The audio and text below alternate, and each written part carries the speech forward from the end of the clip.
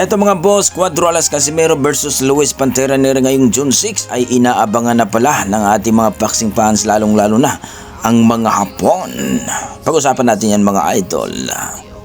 Naoya Inoue papayag daw na labanan itong si Cuadro Alas Casimero kung manalo daw dito kay Luis Pantera Neri. Yan ang ating pag-uusapan ngayon mga idol. Pero kung bago kayo sa ating YouTube channel, baka pwede makahingi ng isang like, subscribe at pagpindot na rin ang ating notification bell mga idol nang ma-update kayo sa ating mga bagong video na katulad nito. Well mga idol, ngayong June 6 na nga ang kanilang bakbakan ay talagang wala nang makakapigil sa dalawang ito mga idol.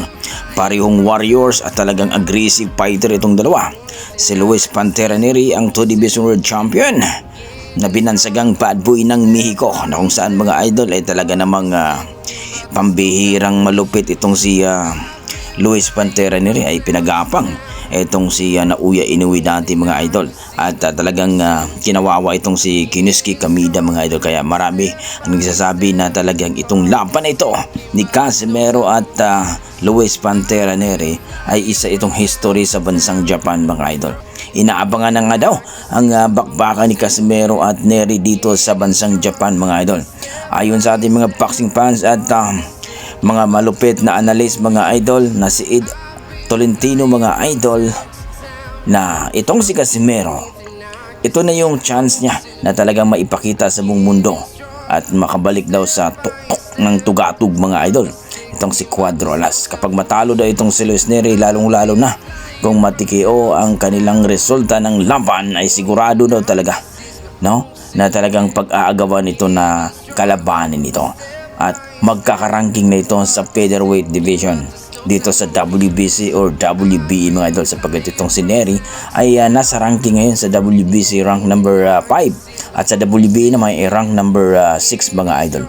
Kaya talagang wag daw sayangin ni Cuadro Alas Casimero mga idol, at inaabangan talaga ng mga Hapon at mga boxing fans natin dito sa Pilipinas ang bakbakan ng dalawa.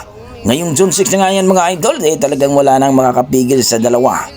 Kung baga mga idol, araw na lang inaantay. Sa kabilang banda mga idol, Naoya Inoue mga idol ay papayag na ito na makakalaban dito si Cuadro Alas Casimero kung manalo daw itong si Cuadro Alas Casimero dito kay Luis Pantera Neri, at kung ma-impress daw siya at kung matikio itong si Neri mga idol, walang duda daw bago siya aakyat ng featherweight division ay kakalabanin daw niya itong si Angas ng Pinas, Cuadro Alas Casimero mga idol. Kaya galingan daw ni Casimero mga idol para labanan na daw ni Naoya Inoue. So kayo mga idol, ano masasabi nyo dito? Totoo kaya sinabi ni Naoya Inoue mga idol na labanan na itong si Casimero kung manalo dito kay Luis Pantera Neri? Okay, hanggang dito lang ko mga idol. Maraming salamat. Tama ko ang kapatid ko!